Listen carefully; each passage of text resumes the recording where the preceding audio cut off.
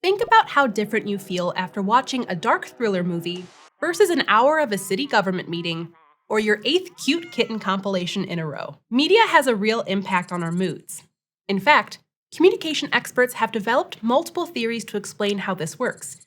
For a long time, media scholars thought that reading or viewing something had a predictable impact on people. After all, it seems reasonable to assume that if we watch sad news, we'll feel sad.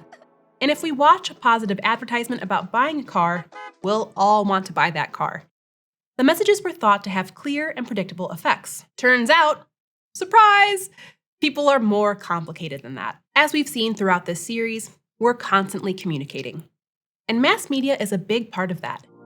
As students and communicators, understanding how the field thinks about and researches the effects of media means we can craft more effective messages and also better understand ourselves and others. I'm Cassandra Ryder, and this is Study Hall Intro to Human Communication.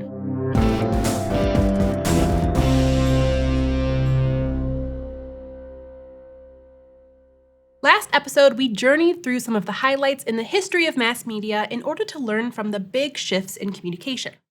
As we discussed in that episode, mass media is how people share messages to audiences through print, audiovisual, or electronic means. Now we're going to explore how mass media affects our lives.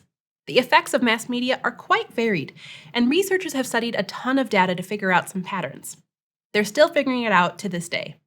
After all, there are more forms of media than ever before. In the 1920s and 1930s, researchers who thought media effects were strong and predictable used a metaphor called the hypodermic needle theory to think about how we respond to media. The idea was that media is injected into us, like a vaccine. Different kinds of media were developed for specific purposes, and each would have a very particular and predictable effect on people. This theory would say if a political speech is effective at convincing people to vote for a certain candidate, the speech would have that effect on everyone. A bold advertisement would equally stun anyone who sees it, and an entertaining TV show would win laughs from everyone viewing it. In the age of niche internet media, it's easy to see why the hypodermic needle theory needs to be replaced with a theory that considers how diverse media effects are. A cute cat video can get anything from a heartfelt "aww" to the misanthropic disdain of "I've seen cuter." But in previous decades, the media landscape was very different, more limited. When people only had 3 TV channels to choose from, media was a lot more uniform, and its effects were similarly thought to be uniform. Then, as often happens in human history, things changed, and so did people's understanding. In 2013, communication researchers Patty Volkenberg and Johan Peter developed the Differential Susceptibility to Media Effects model. It explained how a growing body of studies showed people's life experiences and other factors changed their reaction to media. And that data didn't align with the hypodermic needle theory. As of 2022, the Differential Susceptibility to Media Effects model, try saying that 5 times fast, still describes how we think about the effects of mass media. So let's break down its different components because each of its propositions gives us ways to understand the variety of mass media effects. The first proposition in the model is that there are 3 kinds of susceptibility, or ways we are more likely to experience media effects. First, there's dispositional susceptibility, which is how susceptible we are to being influenced based on our disposition.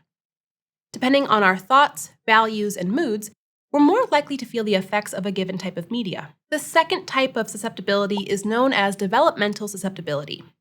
For a small child, scary scenes in a fantasy movie can have a much stronger impact than someone further along in their development.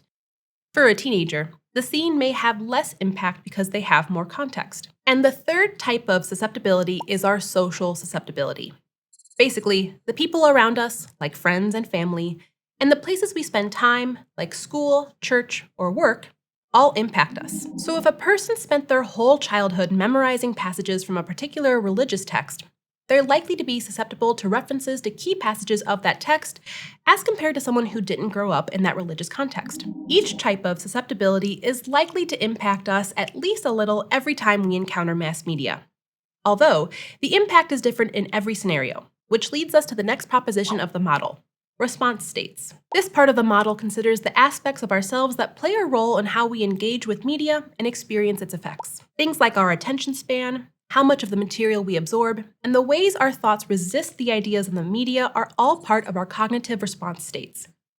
These are the various ways that people attend to media with their brain's capacity for thinking. For instance, people who have shorter than average attention spans might not react as strongly to certain media because their attention drifted.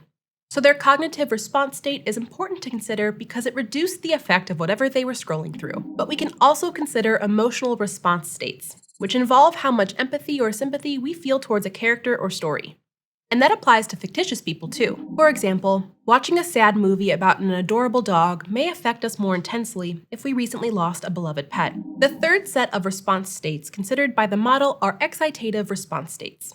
That's when we're excited in some way by whatever we're watching or reading or listening to or whatever. Like if we watch breaking news about danger in our own neighborhood, we're likely to have both an emotional reaction and some kind of fight or flight reaction, especially if we worry that the danger reported in the news is a threat to us. So in this model, how we're primed or susceptible to react matters.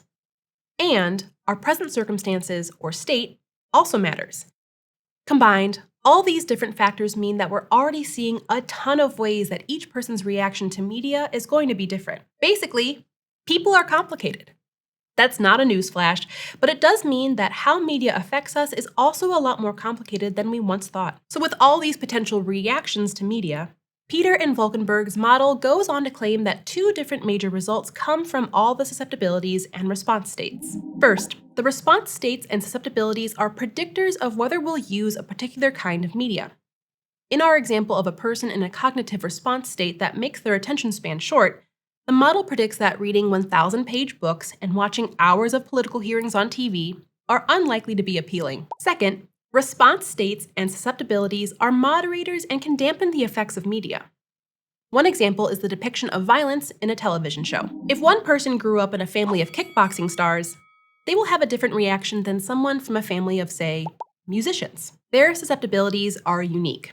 The show hasn't changed, but the person who grew up around fighting has the media effects moderated to be less severe, while the musician might be less familiar with violence, so their moderators could make the effect more severe. Now, while the differential susceptibility of media effects model mostly talks about how parts of our lives and identities shape our reactions to media, Peter and Volkenberg also talk about how there isn't a neat cause and effect. Instead, all the factors that create our susceptibility and responses also shape what we choose to read or view next. And what media we choose next can continue to influence our choices about media. That further alters our susceptibilities and response states over time. Basically, the effects of media on us and how we mentally process media have a reciprocal causal effect, a fancy way to say that the influence can go both ways. To see some of the ways that media use changes our lives and our choices for future media, let's look at someone who notices the effect of a new source of media in her life. Jocelyn is 14 and so excited. She just got her first cell phone. Her family doesn't spend a lot of time on cell phones, but her friends do. She's entering a new part of her development as a teenager in high school, in a new sociocultural context, where she's spending a lot more time around people who spend a lot of time on phones. The first thing Jocelyn downloads onto her new phone is the social media app that everyone is using, Yap Yapper. It's a platform people use to share videos and can comment on each other's posts. When she starts using the app, Jocelyn thinks she'll just watch videos from her friends because these videos make her feel closer to them. But soon Jocelyn starts seeing a lot of mean posts about teenagers from her high school. It's ugly stuff. Yet these posts draw her in. She'll spend an hour of watching these videos without even looking up, or noticing her little brother wants to play with her. She feels irritable and frustrated after watching a lot of negative posts or spending a ton of time defending her friends and her school. It's not a great cycle, and Jocelyn wants to balance her life, keeping what she likes about her phone but reducing some of the negative changes. She wants the good moods she had before her phone, but also wants the connectedness she feels with her friends now. To break the cycle, Jocelyn has to decide what matters to her and use the app to her advantage.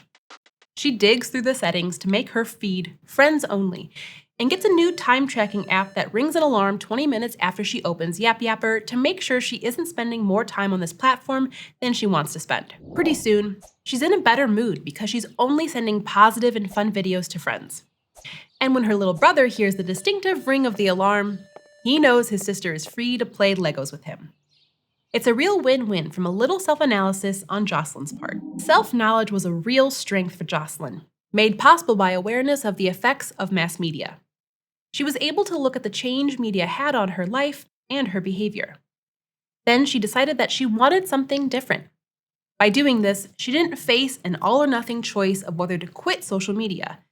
Instead, she focused on understanding that media does impact us, and we have to take charge of our relationship with it, or it can deeply affect our relationship with ourselves and others. In our own lives, we can use our understanding of different theories about how media affects us to help us pinpoint the likely reasons we're having reactions to particular media. Knowing that we react strongly because of our background or current response state can help us make good decisions about how we engage with media and connect with others. We can make practical changes to our media diet with this self-knowledge, just like Jocelyn did. Rather than just saying, "I don't like this," or "I'm not in the mood for that," we can express clearly what we want from media consumption and help others to develop that language too. We can also take the needs of others into account when we choose a show to watch as a group or select a novel for our book club. As we've discussed before, there are patterns and commonalities in both the way we communicate and our need for communication. Even if it may seem at first like we're too different, we won't all react to the same viral video or breaking news the same way. But there are patterns to why we react differently. We all have susceptibility and response states, and understanding them allows us to understand each other and communicate better, whether we're just commenting on a friend's video or reporting for a major news network. Thanks for watching Study Hall Intro to Human Communication, which is part of the Study Hall Project, a partnership between ASU and Crash Course. If you liked this video and want to keep learning with us, be sure to subscribe. You can learn more about Study Hall and the videos produced by Crash Course and ASU in the links in the description. See you next time!